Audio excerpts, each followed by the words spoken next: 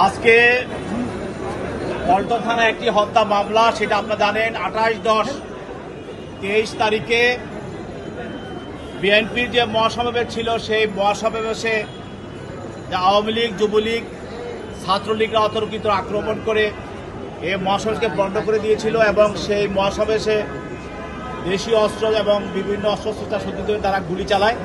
এই গুলিতে শামীম নামে একজন যুবদল কর্মী নিহত হয়।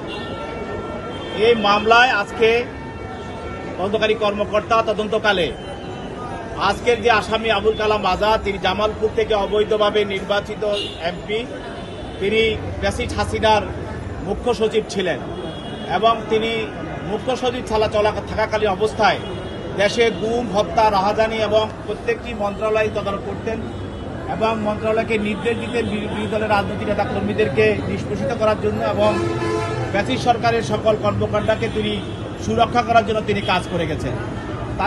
তার পুরস্কার স্বরূপ ব্যাসিস হাসিনা তাকে জামালপুর থেকে তাকে নমিনেশন দেওয়া হয়। সেখানে তিনি জনগণের ভোট হরণ করে নিজকে অবৈধভাবে এমপি নির্বাচিত ঘোষণা করেন। আজকে তদন্তকারী কর্মকর্তা সে আবুল কালাম আজাদকে এই মামলায় হত্যার সঙ্গে তার জড়িত থাকার বিষয়টি প্রাথমিকভাবে নিশ্চিত হওয়ার কারণে তাকে আজকে অ্যারেস্ট করে এই মামলায় তাকে আদালতে উপস্থাপন করে এবং 10 দিনের রিমান্ড প্রার্থনা করে। 10 দিনের রিমান্ড প্রার্থনা করে তদন্তকারী কর্মকর্তা বলেন যে প্রাথমিক তদন্তে তার জড়িত থাকার বিষয়টি নিশ্চিত হয়েছে আমরা। এখন এই হত্যার সঙ্গে আর কারা জড়িত আছে এবং কীভাবে এই শামীমকে হত্যা করা হলো এবং এই হত্যার পিছনে কাদের ইন্ধন আছে এবং কাদের সহযোগিতা আছে, এই বিষয়গুলিকে আরও অধিকতর তদন্ত করা প্রয়োজন। 10 দিন তার জন্য রিমান্ড প্রার্থনা করা হয়। পাশাপাশি তার পক্ষে তার আইনজীবীরা রিমান্ড বাতিলপূর্বক জামিনে প্রার্থনা করেন। বিজ্ঞ আদালত উভয় বক্তব্য শোনার পর, উভয় পক্ষে শুনানি পর তার বিরুদ্ধে 7 দিনের রিমান্ড মঞ্জুর করে এবং সেই এই মামলায় আরেকজন আসামি, সে হলো হুমায়ুন কবির, সে ওয়ারী থানার আওয়ামী লীগের যুগ্ম সাধারণ সম্পাদক। আপনারা জানেন যে প্রধান বিচারপতির বাড়ির সামনে আমাদের বিএনপির মহাসমাবেশে যে আক্রমণ করা হয়েছিল যুবলীগ, ছাত্রলীগ, সেখানে সে উপস্থিত ছিল। তাকেও এই মামলায় আজকে তদন্তকারী কর্মকর্তা আদালতে উপস্থাপিত করে 10 দিনের রিমান্ড চান। বিজ্ঞ আদালত উভয় পক্ষের বক্তব্য শোনার পর তার বিরুদ্ধে 7 দিনের রিমান্ড মঞ্জুর করে।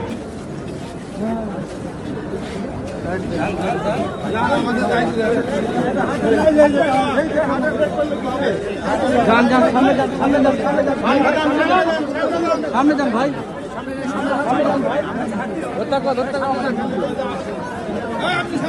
সামনে যান।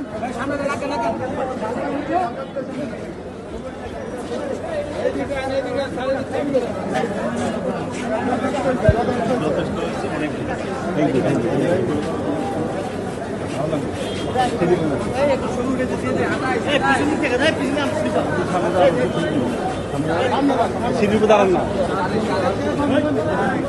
পিছনে